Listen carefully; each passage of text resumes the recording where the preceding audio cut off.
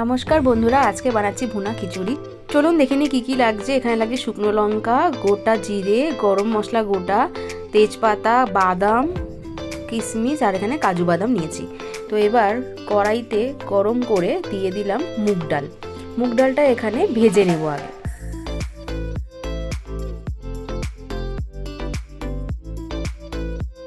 নাড়িয়ে নাড়িয়ে ভাজতে হবে, নাহলে কিন্তু নিচ থেকে পুড়ে যেতে পারে।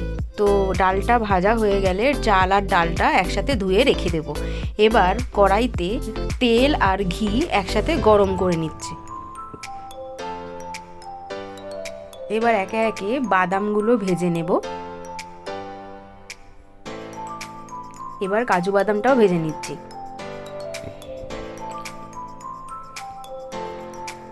এখন দিয়ে দিয়েছি ওই বাদামের মধ্যে কিশমিশগুলো ভাজা হয়ে গেছে একসাথে। তো সেগুলো তুলে নিয়ে এবার যে শুকনো লঙ্কাগুলো ছিল সেগুলো আমি এখানে ভেজে নেব। ভাজা হয়ে গেলে আমি শুকনো লঙ্কাগুলো তুলে নিচ্ছি। এবার ওই তেলের মধ্যে গোটা গরম মশলা ফোড়ন দিয়ে দিলাম। দিয়ে ফোড়নটা হয়ে গেলে এখন দিয়ে দিলাম এর মধ্যে গোটা জিরে। ফোড়নটা একটু ভেজে নেব কিছুক্ষণ। এরপরে দিয়ে দেব তেজপাতা, দিয়ে ভালো করে ফোড়নটা ভেজে নেব। এখন দিয়ে দিচ্ছি আদা বাটা। ভালো করে আদা বাটাটা কষিয়ে নেব। আর এখন দিলাম জিরে বাটা।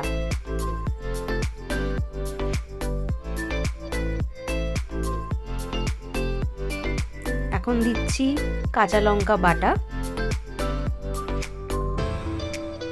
দিয়ে কিছুক্ষণ মশলাটা কষিয়ে নিয়ে দিয়ে দেব পরিমাণ মতো হলুদ।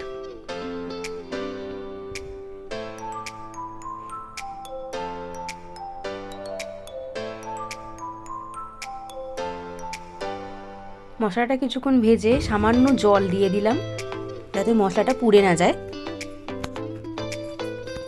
দিয়ে এবার ভালো করে মশলাটা কষিয়ে নিতে হবে। দেখুন তেল প্রায় বেরিয়ে আসছে। তো এই সময় আমি যে চাল আর ডালটা ধুয়ে রেখেছিলাম সেটা আমি এখানে দিয়ে দিচ্ছি।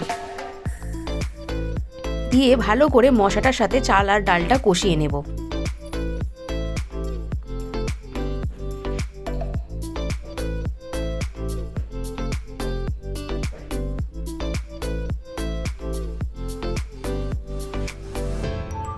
বেশ ভালো করে কষানো হয়েছে। এখন দিয়ে দিলাম যে ভেজে রেখেছিলাম কাজু, কিশমিশ, বাদাম, শুকনো লঙ্কা, সেগুলো আমি এখন দিয়ে দিচ্ছি।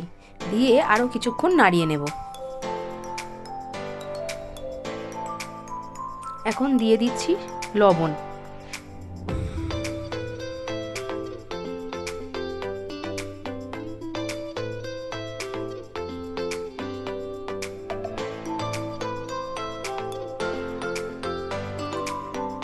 আর এখন দিলাম চিনি। দিয়ে আর কিছুক্ষণ নাড়াচাড়া করে নেব ভালো করে। চাল ডালটা বেশ সুন্দর করে কষানো হয়ে গেছে। এবার হাঁড়িতে কিছুটা ঘি দিয়ে দিলাম।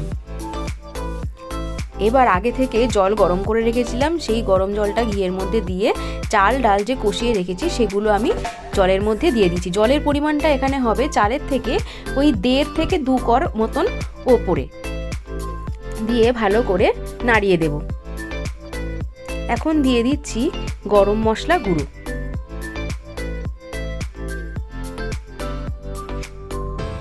দিয়ে এবার আমি ঢেকে দেব।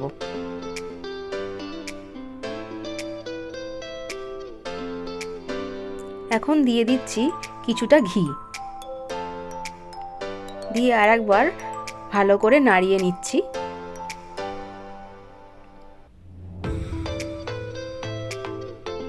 দেখুন জলটা কিন্তু পুরো টেনে গেছে। তো এইভাবে কিছুক্ষণ রেখে দেওয়ার পর যদি আপনি সার্ভ করেন তাহলে কিন্তু খুব সুন্দর ঝরঝরা হবে। তো আমি এখানে গরম গরমই বাড়ছি। তো এখানে আমাদের রান্নাটা হয়ে গেছে আজকে। তো আমি এখানে বেড়ে নিয়েছি খিচুড়ি, ভুনা খিচুড়ি। আর সাথে আজকে ছিল ইলিশ মাছ ভাজা, কুমড়ো ভাজা, আর এখানে পটলও ভেজে নিয়েছিলাম। তো এইরকম গরম গরম ভুনা খিচুড়ি খেতে কার কার ভালো লাগে অবশ্যই জানাবেন কিন্তু কমেন্ট। আর দেখা হচ্ছে পরবর্তী আরেকটি রেসিপি নিয়ে।